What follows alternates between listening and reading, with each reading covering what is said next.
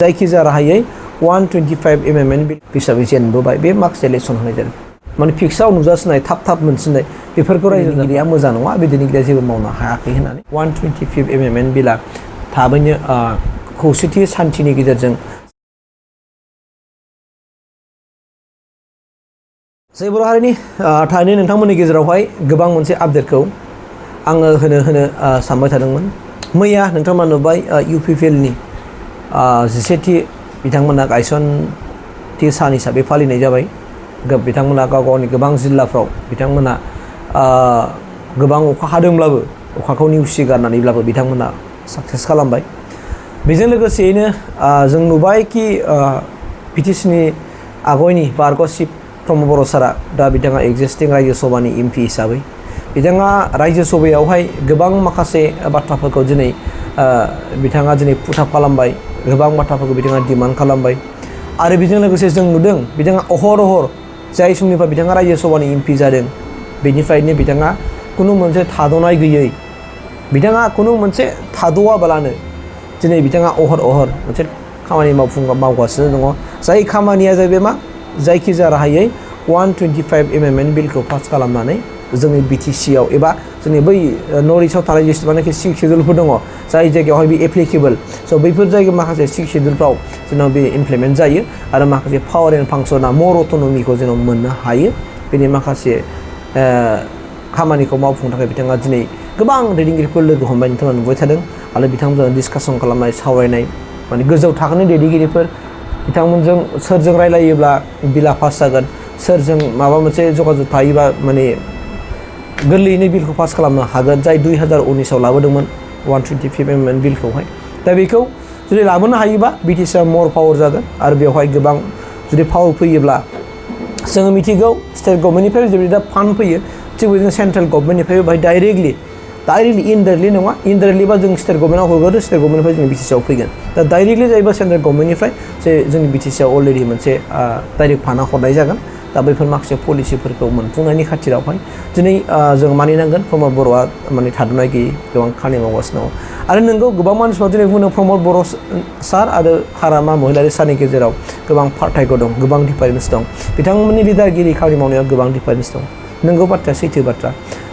हारामा महिलारि सारनि माने मावनाय प्रमद बर' सारनि मावनाय गोबां डिफारेन्स दं जोङो बिराद बुजिनांगौ दं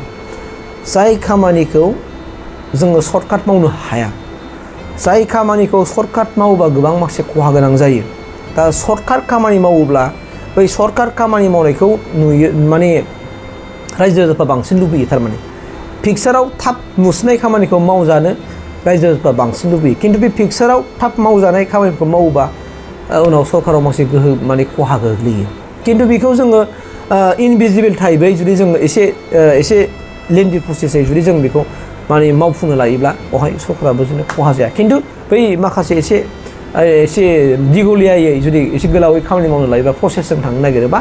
बेवहाय खामानिफोरा रायजोनि फिक्साराव नुजाया आरोखि दा थिग बिदिनो जों नुदोंमोन थांनाय 5 बोसोराव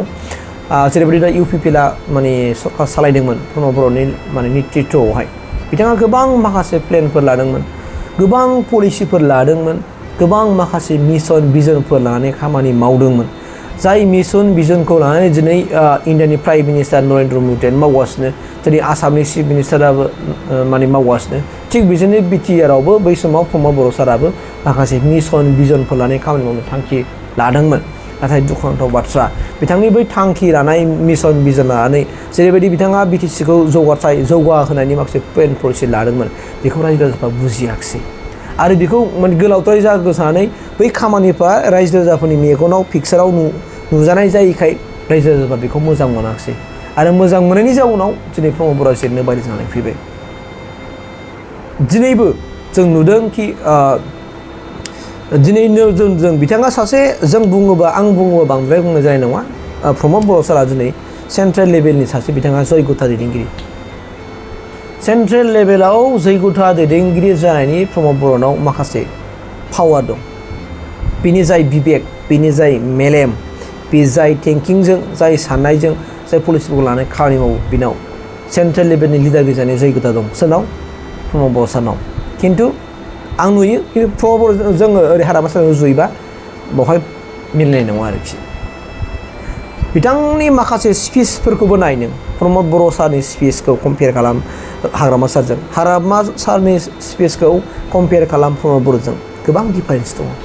भाषानि गेजेरावबो रावनि गेजेरावबो गोबां गोनांथि दं बिथांमोननि स्पिचाव बुंनाय माखासे रावफोरनि गेजेरजोंबो बिथांनि भाषणफोरजोंबो जों मिथिनो हायो जे बिनि गोरबो बिखायाव बेसेबां मोनदांथि गियानफोर दं बिनि मेलेमफ्राव बेसेबां गियान दं बेखौ जों हमनो हायो दा रायजो राजा नोंथांमोन जेखियानो जाया मानो प्रमद बर'आबो जोंनि बर'नि दैदेनगिरि हाग्रामा साराबो जोंनि दैदेनगिरि बर'नि दैदेनगिरि खिन्थु बिथांमोननि गेजेराव साफ्रोमबो मानसिजों माथो मिलाया नङा होमबा दा थेवब्लाबो जेरैबायदि दा खामानिफोरखौ मावनो लादों हाग्रामा महिलारि सार आरो प्रमद बर' सार जों बिसोरखौ जों सापर्ट खालामनांगोन सापर्ट खालामनायनि गेजेरजों माबोरैबा जों बिटिसिआव मर पावार जानानै जों बिटिसिखौ जौगाथायनि खामानि माने लांनो हायो बा बिटिसिआव थानाय बिभिन्न जाथि जनगोष्ठीफोरखौ लानानै खौसे लानानै जों माबोरैबा आवगायलांनो हागोन जे बिटिसिआव खुनु मोनसे नांलाय खमलाय हिंसा गैयालासेनो जों गासैबो गाव गावनि खामानियाव मुखुब जों मानसिखौ बोरै लाबोनो हायो जाय फरायग्राया फरायनायाव मुखुब आबादारिफ्रा आबादारि मावनायाव मुखुब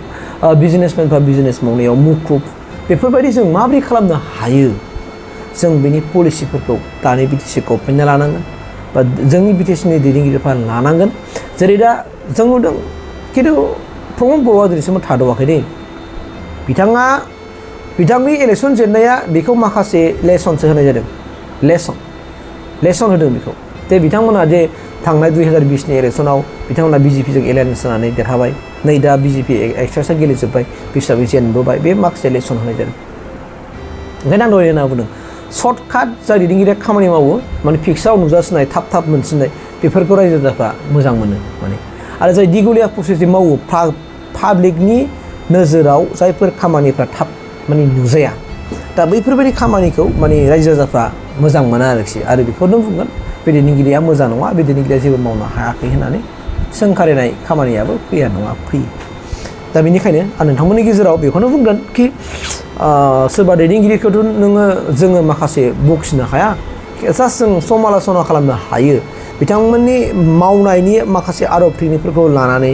बिथांमोननि जेरैबायदि दा मावदों बिथांमोननि एक्जिस्टिं समफोराव बिथांमोननि माखासे एक्टिभिटिसफ्रा मा लादों बेफोरनि गेजेरजों जों मिथिनो हायो जे बिथांनाव बेसेबां नलेज दङ बिसोरनाव बेसेबां गियान दङ आरो बिसोरनाव माखासे जेरैबायदि मा क्रिएटिभिटिफोर दङ जाय क्रिएटिभिटिखौ खालामनायनि उनावहाय